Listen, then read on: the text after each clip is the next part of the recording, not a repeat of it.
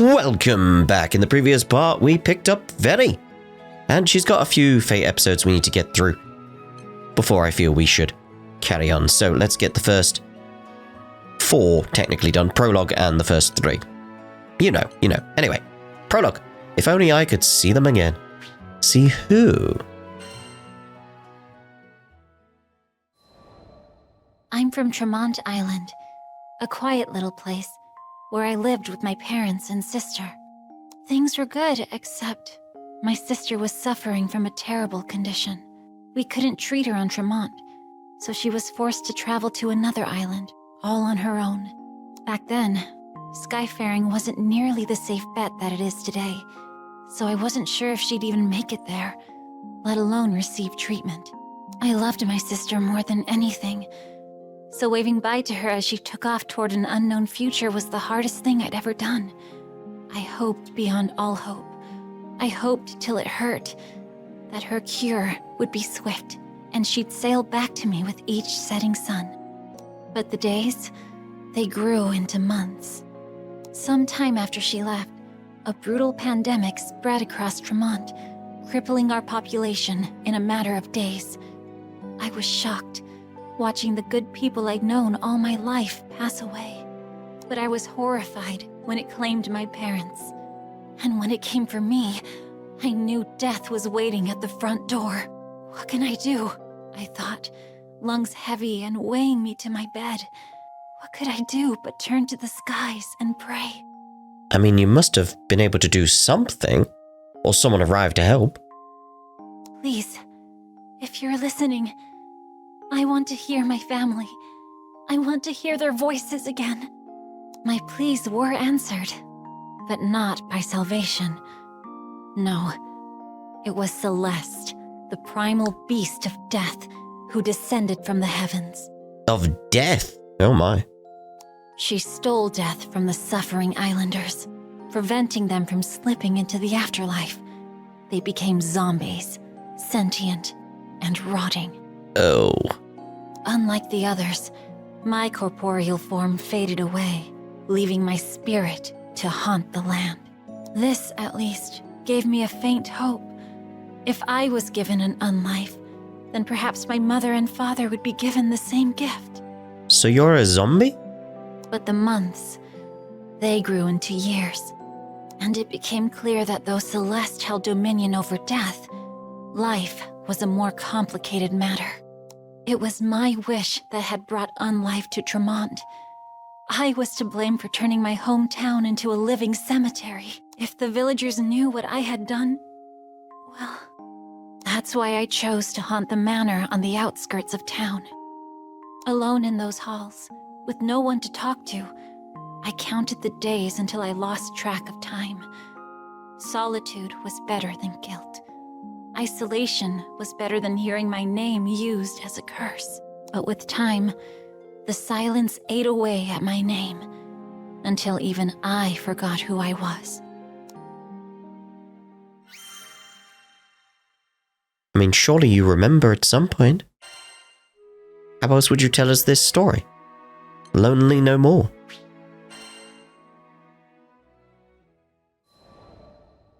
It's true that there weren't people around the manor, but I did discover a few ghost animals floating about. Oh, that explains them, okay. They took a liking to me, probably because of our shared ghosthood, and I gave them cute names to show my affection. Beppo, Gigi, Fuji, and Nicola. Before I knew it, my lonesome days became a little less gray, if not less repetitive. I watched so many tomorrows and yesterdays pass me by. I felt as stale and constant as the mists that covered the island. That all changed when the crew came to my manor. They were a cheerful, lively group, but also straightforward and intimidating. It had been so long since I needed to interact with other people. I knew that if I made contact, I would have to acknowledge the real depth of my loneliness. So I ran, and they gave chase. I mean, I would expect that from the crew that we know. So I ran again, and they followed once more. No matter where I fled, they found me, undeterred by my spectral form or my ghostly pets. Finally, I decided to ask them about their situation. Thanks to the mists, they explained, their airship was grounded on Tremont. Like me, like the other islanders, we were all prisoners of Celeste.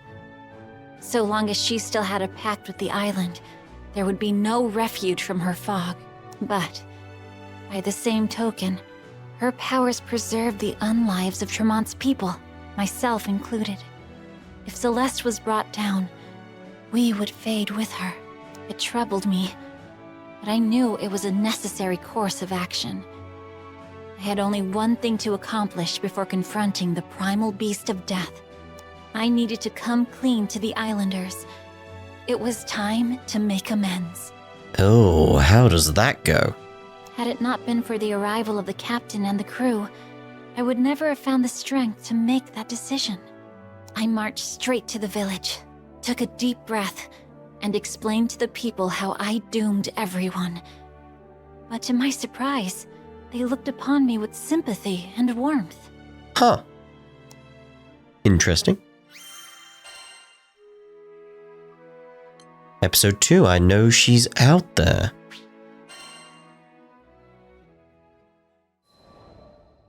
With the understanding and support of the islanders, I called Celeste once again. But she didn't appear, and the mist still covered the island. That's how I learned the truth. It wasn't only me who had crossed Celeste's fate with our own. The other culprit was the doctor who was traveling through our village, back when the pandemic first appeared. He was secretly conducting research to summon Celeste. We hurried to the place where he resided, but when we arrived, we found that his consciousness had already been swallowed by the primal beast of death, and he couldn't cough up any helpful information. Despite the setback, I joined with the crew and the islanders to find and defeat Celeste. The mists parted, and the island returned to its former state. Its residents began to pass into the great beyond, disappearing into light. But what about you? Before long, everyone I'd known had been lifted into the bright sky, leaving behind only their memories. I closed my eyes and waited for my final moments. But no matter how long I waited, I never began to fade. Left behind, yet again. I stared out at the village, devoid of residents. I was alone, but I could accept that. At any rate, the nameless ghost was no more, because a strange man gave me an oddly familiar name. So long as I had that name, and my memories with the crew, I could wait decades, maybe even centuries, for my sister to return. Yeah. I think the captain, however, couldn't bear leaving me to such a hollow fate and invited me to the crew. But how could I leave the island? I knew that my little sister would come back to me. Even though we were no more than graves and warm thoughts, this is where her family was laid to rest. If she came back and no one was waiting, wouldn't she be sad? That's why I knew I had to stay, but the captain wouldn't hear of it. If I was worried about my sister, I should go look for her. It was a new chance. I'm not sure if Gran is doing that to make her leave, or he knows more. Or he really thinks that her sister is out there. I don't know, it could go several different ways. I had never been off my island. I had never even considered the option. But I knew I could. I just needed to find the courage. And that's how I set out on a journey with the crew. Somewhere, out there in that big blue sky, my sister is waiting for me. I mean, I hope she is. Would it be intriguing if she's not? Heartbreaking in a way, but intriguing. Episode 3. Embroidered with Love.